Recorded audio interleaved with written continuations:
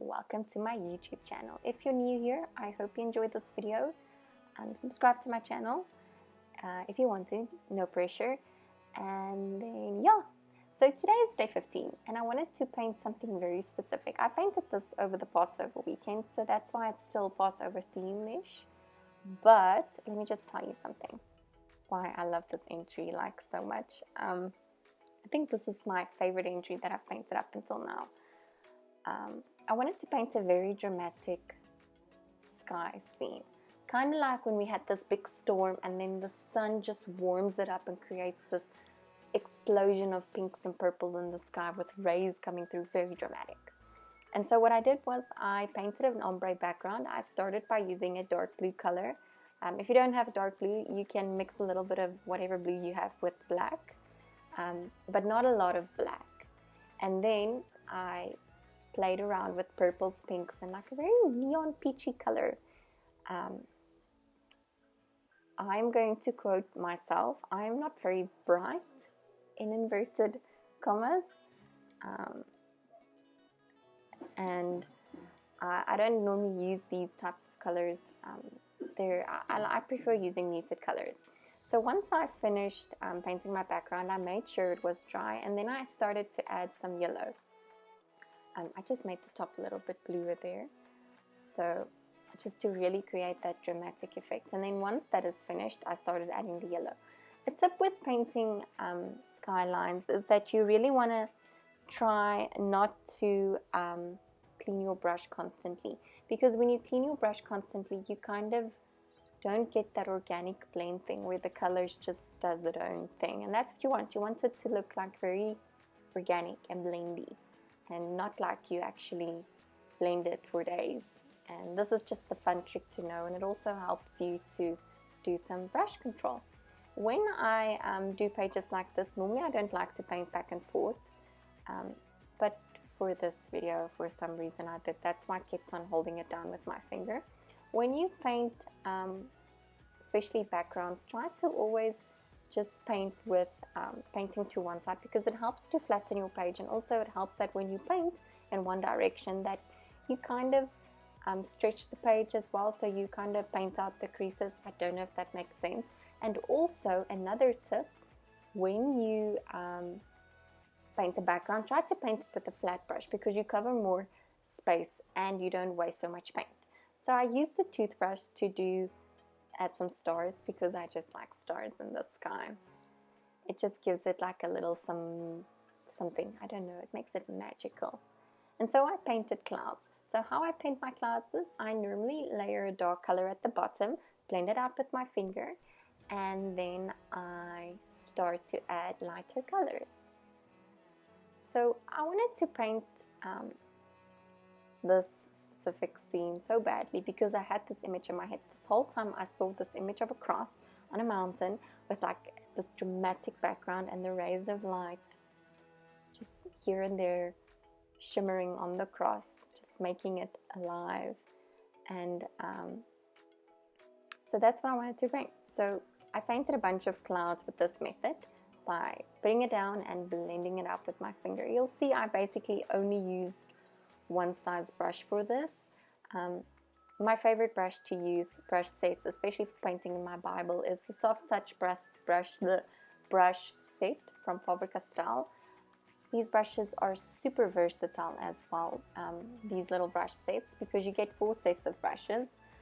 The flat brush I normally use to paint backgrounds or paint techniques like the clouds or a wood grain, and then the round brushes I would use for details, and especially the red one. I think it's a 10 or an 8 size brush, and it's like the best brush to paint watercolor leaves with, because it's like a very nice and firm brush, and you can get a nice shape. So I just added some yellow in the clouds as well, just to really create that warm sun dramaticness happening in the clouds. And then also so these brushes are also very nice for painting in your Bible, because they're not natural hairs, fibered brushes, natural bristle brushes. They're synthetic, so they don't absorb so much water, and it helps that your page isn't flooded with water. So I just added a little bit of a sun there in the background to just add to my sunness. I don't know how to say that. And then yeah, so basically painting clouds, it's a process. It's a building process. For instance, this specific artwork in my Bible would take me about anything from 30 minutes to an hour. It depends on how intense it is. This specific entry took me 45 minutes to do. And yeah, and the fact that I have a heat gun also helps the process. It speeds it up.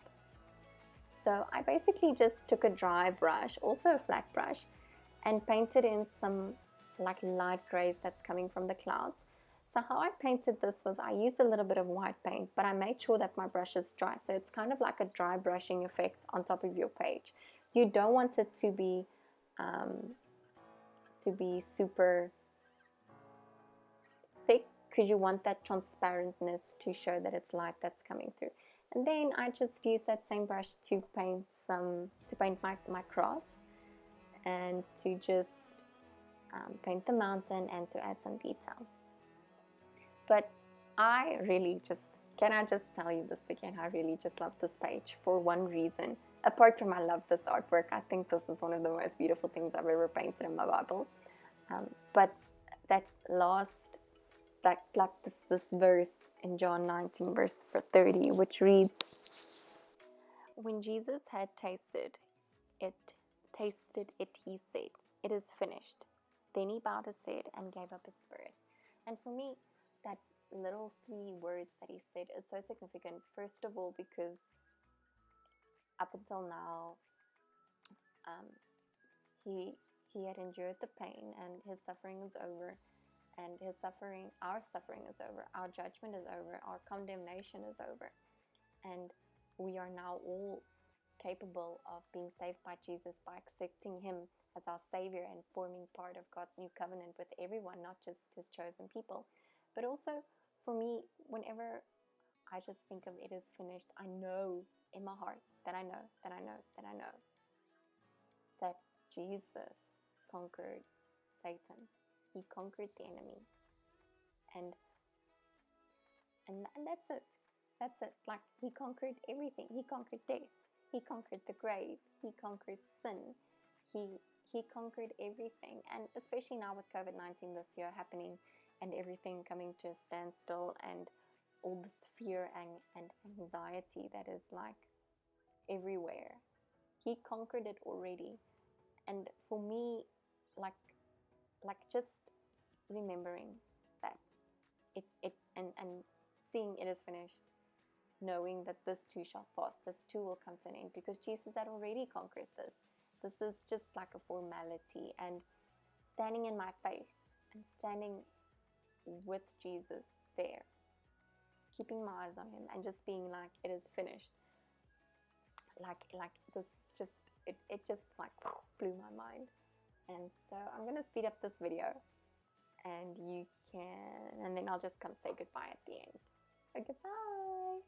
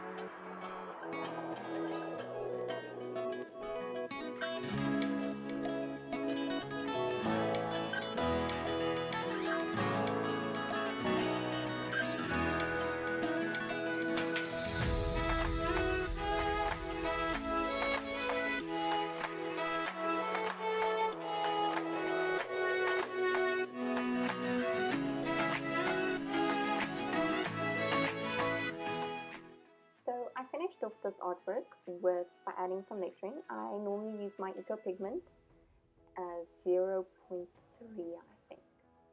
And then I just use my brush pen to do the downstrokes to create the faux lettering effect. And of course I had to add some sparkle to just add to the effect of the dramatic sunrise with gold everywhere. And so I hope you enjoyed this video, and if you did, please give it a thumbs up. If you want to see more of these videos, subscribe to my channel. They're currently not very regular, but I am trying to post them more regular. Just have a couple of obstacles to overcome daily, but apart from that, I hope you have a wonderful day, and I hope that wherever you are, that you'll really take this time and spend time in the Word, spend time with God, and just remember that this too shall pass, that this season will pass, and that God has already conquered all of this. And yeah, I hope you have a wonderful day. Okay, bye!